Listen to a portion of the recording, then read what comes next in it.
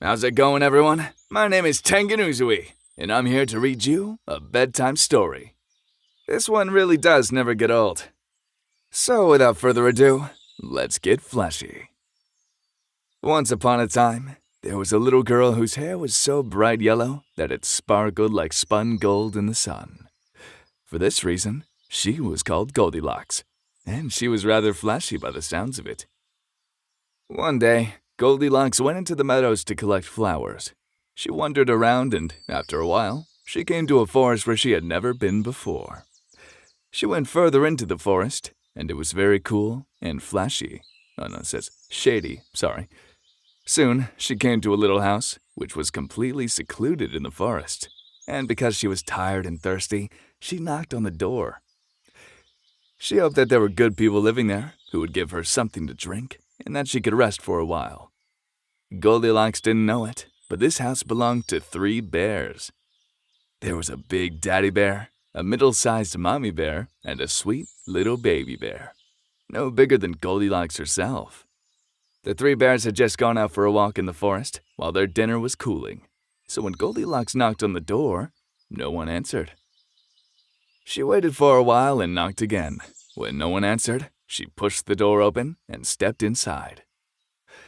There were 3 chairs in a row. The first chair was a big chair. This was Daddy Bear's chair. The next chair was a middle-sized chair. This was Mommy Bear's chair. The last one was a small chair. This was Baby Bear's chair. And on the table were 3 bowls of steaming porridge. And so, thought Goldilocks, the people will come back soon to eat their porridge. She wanted to sit down and rest until they came, so she first sat in the big chair, but the cushion was much too soft and much too big. She seemed to disappear into it. Then she sat in the middle-sized chair, but the cushion was too hard. After that, she sat in the small chair, and that was just right. She fit in as if it were made for her. Goldilocks sat in the chair and swayed gently back and forth.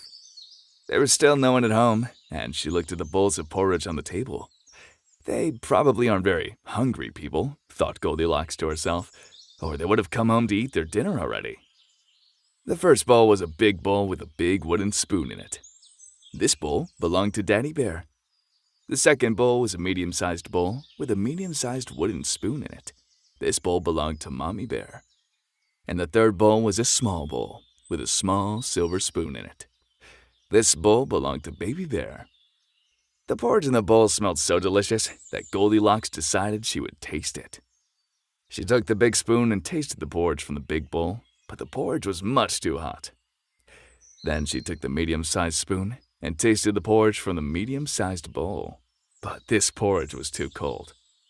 After that, she took the small silver spoon and tasted the porridge from the small bowl.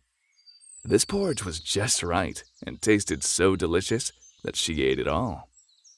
After eating, she felt sleepy, so she went upstairs. There were 3 beds in a row. The first bed was a big bed that belonged to Daddy Bear.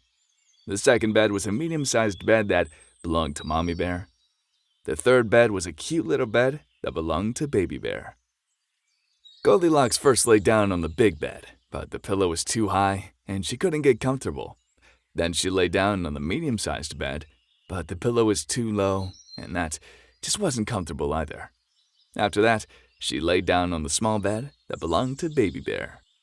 And it was just right. The bed felt so good that she stayed there until she fell into a deep sleep. While Goldilocks was still sleeping in the small bed, the 3 bears came back home. As soon as they stepped through the door and looked around, they knew that someone had been in their house.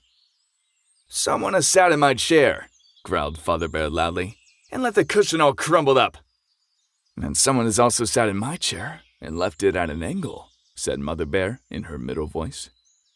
"And someone has sat in my chair for a long time," squeaked Baby Bear in his high-pitched voice.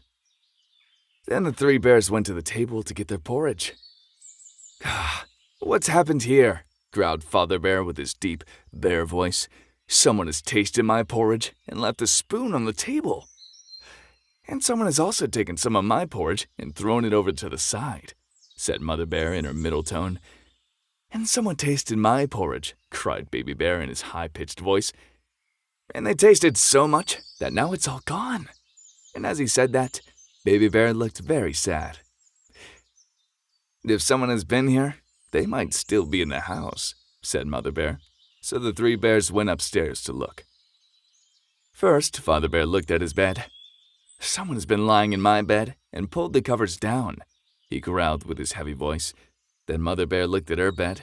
Someone has also been lying in my bed and taken the pillow off, said Mother Bear in her middle voice. Then Baby Bear looked at his bed, and there was Goldilocks with her cheeks as pink as roses and her golden hair spread all over the pillow. Someone has been lying in my bed, Baby Bear squeaked excitedly, and she's still here. When Goldilocks heard the heavy voice of Father Bear in her dreams, she dreamed it was thunder rolling through the sky. And when she heard the middle voice of Mother Bear, she dreamed it was the wind blowing through the trees. But when she heard the high-pitched voice of Baby Bear, it was so shrill and high that it woke her up immediately. She sat up in bed, and there were the three bears looking at her. "Oh, dear me!"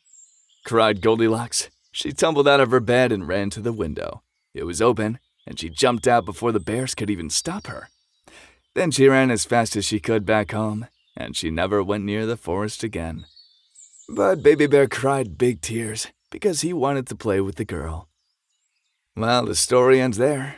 And, admittedly, Goldilocks is a pretty unflashy person. Hope I don't meet them anytime soon. Anyway, hope you enjoyed the story. And remember to stay flashy.